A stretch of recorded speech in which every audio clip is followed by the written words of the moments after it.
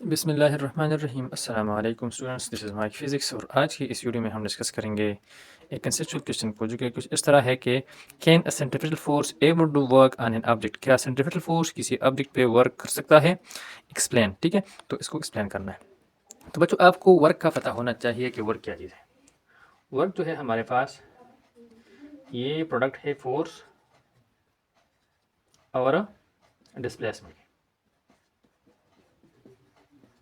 अब जो है वर्क हमारे पास कब ज़ीरो होगा?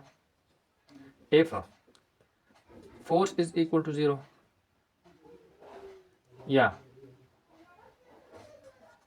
डिस्प्लेसमेंट हमारे पास ज़ीरो हो। ठीक है, लेकिन इसके साथ साथ अगर हमारे पास फोर्स ज़ीरो ना हो और डिस्प्लेसमेंट भी ज़ीरो ना हो, वर्क तब भी ज़ीरो हो सकता है अगर हमारे पास फोर्स और डिस्प्लेसमेंट के दरमियान थीटा 90 के बराबर, तब भी वर्क क्या होगा?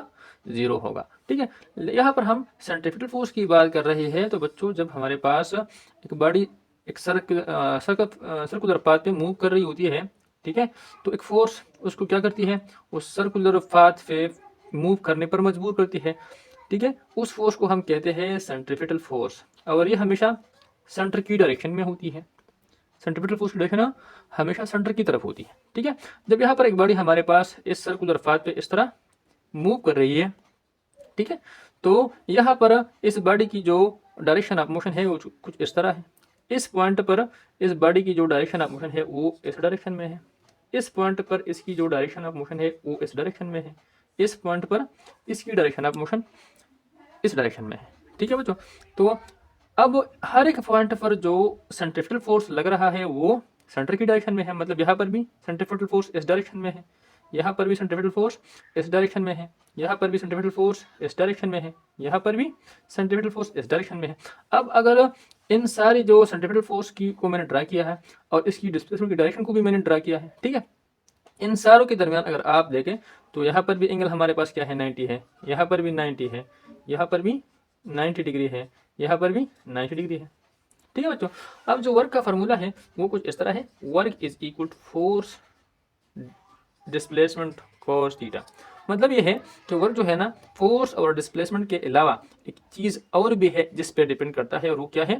थीटा है। वो एंगल है between force and displacement, between force and displacement. ठीक है, अगर इन दोनों के दरमियान थीटा हमारे पास 90 हो तो cos 90 जो है वो हमारे पास बराबर है 0 की। अब अगर यहाँ पर मैं इसको पुट करूँ फोर्स डिस्प्लेसमेंट cos 90, तो क्या आ जाएगा? 90 हमारे पास 0 है, ठीक है, cos 90 0 के बराबर है। तो अगर 0 को मैं इसके साथ मल्टीप्लाई करूंगा तो वर्क हमारे पास क्या आ जाएगा? 0 आ जाएगा, 0 जूल। ठीक है बच्चों, तो यहाँ पर भी सेंट्रीफ्यूगल फोर्स जो है ना वो हमेशा एक्ट करती है डिस्प्लेसमेंट के साथ 90 एंगल पर। ठीक है बच्चों, तो सेंट्रीफ्यूगल फोर्स जो है वो वर्क वहाँ पर वर्क सेंट्रीफ्यूगल फोर्स क्या करेंगे?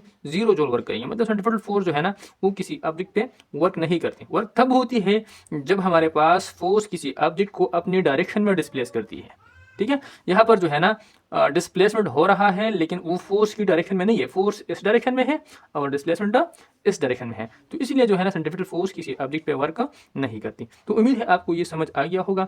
अगर आपको हमारी वीडियो अच्छी लगी हो तो हमारी इस वीडियो को लाइक करें, चैनल को सब्सक्राइब करें और बेल आइकन को हिट करें ताकि आपको हमारे आने वाले तमाम नई वीडियोस की नोटिफिकेशन मिलती रहे।